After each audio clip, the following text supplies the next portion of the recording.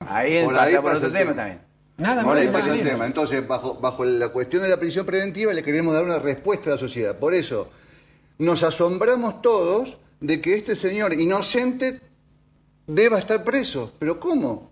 Está todo mal. Si este señor es inocente, ¿por qué tiene que estar preso?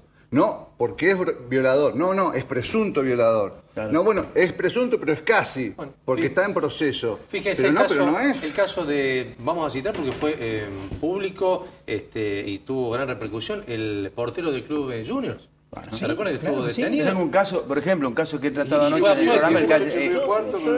A ver, José, tenemos un caso fresquito que lo tratamos anoche en el programa, el caso Corradini. Sí. La hija de Corradini ha denunciado por violación a la pareja de la madre. Sí. Primer dato. Yo soy defensor en la causa Corradini, del comisario Aguilar, en la cual 4 veces fue detenido, en 4 oportunidades, con dictado de prisión preventiva, en 4 oportunidades fue puesto en libertad por el juez de control.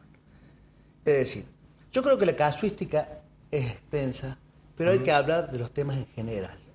De lo general a lo particular. Por eso se está diciendo cuáles son las normas generales, principio de inocencia y la libertad. Por eso, nuestro Código de Procedimientos Provincial, en el artículo 3, dice claramente que cualquier tipo de restricción para la libertad de una persona debe ser tomada en forma restrictiva y analizada de forma Perdón, doctor Pérez Moreno, quiero referirme a lo que usted decía de lo general a lo particular. Claro, en lo principio general opinamos todos. En lo particular, más el que sabe y el que no sabe de oído. En lo particular, quien interviene es un magistrado. Y es el que debe opinar. Se supone, entonces... Es el que debe opinar. Claro. ¿Sabe por qué? Porque lamentablemente cuando nosotros hablamos sobre una causa tenemos que conocer y saber qué se dice. Claro, por eso digo. A mí me ha tocado intervenir en causas de repercusión pública en donde por un lado se decía una cosa y por otro lado sucedían otras. Así es. Entonces, ¿qué sucede? Por eso es bueno tener en claro lo general. Y yo hablé en un principio de decir, una detención la forma legal de que esté detenida una persona es el dictado de una prisión preventiva. Y la forma que recupere su libertad es el dictado de un decreto o un auto fundado en el cual se diga por qué esa persona está en libertad. Entonces, con esas resoluciones, como los jueces hablan por sus resoluciones, debe ser una forma que esté acorde a la ley, a la Constitución, a los pactos, y a su vez que lo pueda entender el común de la gente. Entonces, toda aquella persona que entienda de que esa persona tendría que estar detenida, con solo ir y ver el protocolo, puede saber por qué está detenida o por qué está en libertad. A ver. Sí. De todas maneras, me parece importante, ya que estamos tomando un artículo periodístico, también en otro artículo periodístico se hablaba de la posible libertad de Giannicelli como paradigmático de uno de los principales violadores de derechos humanos que ha habido en Córdoba. Y nosotros, si en su momento, cuando tengamos que opinar en esa causa, porque somos querellantes, claramente se dan las excepciones de por qué debe estar privado de su libertad. ¿Por qué? Porque obstaculiza el avance de la investigación. Y lo más claro es lo siguiente. En Córdoba hay más de 2.500 desaparecidos. Giannicelli intervino en ellos. Hasta el día de hoy se sigue cometiendo ese delito porque es una privación legítima de la libertad agravada. Y no nos están diciendo dónde estamos. En consecuencia, en este momento, aquí y ahora, está obstaculizando el desarrollo de una investigación penal. Ahora, eso es fácil comprobar, doctor. Digo, que usted a la justicia le haga comprobar, mire, ¿está obstaculizando la causa? Pero no es fácil comprobarlo. En realidad es al revés. Es la excepción, la norma es la libertad. Y además lo que dice el Tribunal de Casación, estando imputado, no está obligado a decir dónde está la víctima o supuesta víctima le atribuye. Eso no es obstaculizar. Es decir, que quede claro, cuando la persona está imputada no está obligado a declarar en contra de sí mismo, ni mucho menos a declarar. La cuestión de obstaculizar sería, en todo caso, que mandar mensaje mafioso a las personas familiares, denunciantes y demás, como ha sucedido en muchas causas de los derechos humanos, ¿no es cierto? Eso es una cuestión, es una forma de obstaculizar. Que además lo hacen. Además, lo que siento, lo que me parece muy interesante del fallo que estamos comentando ahora, es que la Cámara dice que no es el imputado quien debe ir a probar que no va a obstaculizar o que no va a entorpecer la acción de la justicia o entorpecer la investigación, sino que es el Estado el que tiene que probar que así es. sea, yo no tengo que ir a demostrar que no lo voy a hacer, sino que el Estado lo va a... bien, y me parece que en eso es esencial. Pero no volvemos al tema de esta falta de recursos de la justicia para Sí, ver... obviamente, Entonces, que esto no de- facilitamos esto- en alguna medida a delincuentes, estoy hablando por lo menos, que sigan esa actitud, digamos, total, me van a dejar en libertad. No, si- me van a dejar libertad en la medida que no tenga antecedentes, que tenga un trabajo, que tenga un lugar donde estar. Normalmente que, se afianza además la Claro, libertad, además y se afianza, entonces no es tan se sencillo. va a profugar y le va a costar la casa Aparte, donde vive su mujer y sus hijos. Partamos de la base que ya el pensamiento del delincuente no se soluciona con una prisión preventiva o con penas altas. Ya lo han dicho sociólogos muy importantes que en criminalística han dado y aportado sus opiniones. Es decir, que no es el temor a una pena alta o una prisión preventiva que pueda durar 12 años. Nadie cree que lo van a atrapar si va a cometer un delito. Es decir, aquella persona que sospecha que existe un porcentaje elevado o razonable de que vaya a ser detenido, entiendo que es suficiente para que no cometa el delito, por un lado. Y después, por otro lado, es decir, lo que hay que hacer aquí es que funcione todo.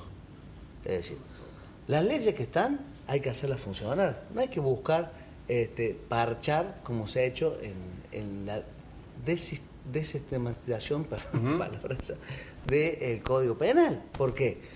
Porque se han incorporado con el tema de la llamada ley Bloomberg y demás, algunas cuestiones para subir penas y demás, que en realidad lo sistemático que es el Código ya no es. claro. ¿Pero De por todas qué? maneras- Por eso, hay que Sí. el cambio no pasa por ahí. No pasa por dictar leyes nuevas y demás, sino aplicar las que ya están. Y no pasa tampoco por formar a jueces o darles órdenes desde una Cámara Nacional de Casación, sino por dónde pasa. Por decir a los jueces, bueno, ¿qué necesitan para poder trabajar? Más empleados, Claro. más recursos, y demás, más Yo como cárcel. para redondear, Lo me último, parece sí. que la prisión preventiva tiene que existir en casos y no hay no hay duda en eso, pero creo que tiene que ser la excepción porque la gente tiene que saber que la libertad es la norma y excepcionalmente estar preso en un proceso es la excepción. Y creo que además esto nos tiene que concientizar a nivel ciudadano, porque no puede ser que un fallo como este haya revolucionado la cuestión sobre la prisión preventiva. La prisión preventiva tiene que dejar de ser una excusa para mostrarle a la gente que la justicia es rápida. Claro. La justicia tiene que ser rápida, efectivamente, y en los hechos rápida, con sentencias dictadas en tiempos como corresponden. Y eso no puede estar suplido por prisiones preventivas ficticias.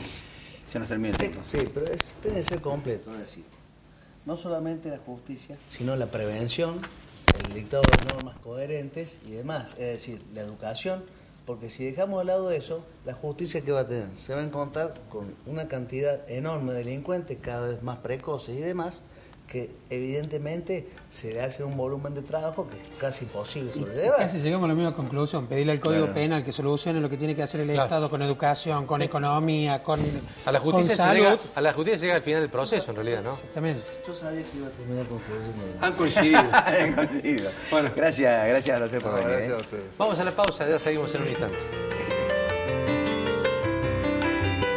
Colegio de Escribanos, Universidad Tecnológica Nacional, Facultad Regional Córdoba, Universidad Nacional de Córdoba, Asociación de Magistrados Federales de Córdoba, Universidad Siglo XXI, Colegio de Abogados de Córdoba, Universidad Católica de Córdoba, FECAC, Asociación de Magistrados de la Provincia de Córdoba, Universidad Blas Pascal, Leo Cofré, Sindicato de Petroleros de la Provincia de Córdoba, DAIA, Consejo Profesional de Ciencias Económicas de la Provincia de Córdoba, Consejo Médico de la Provincia de Córdoba, Servicio Permanente de Derechos Humanos, Pintecord.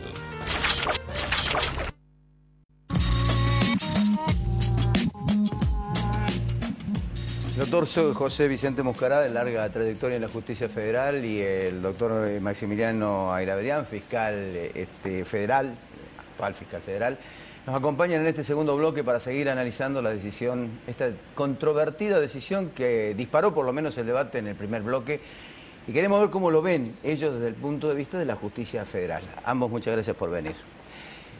Doctor Muscará, ¿cómo observa esto? ¿Cuál es su impresión de esta decisión de la Cámara? Un fallo plenario ocurre, es un dispositivo que la ley autoriza, cuando hay alguna discrepancia en decisiones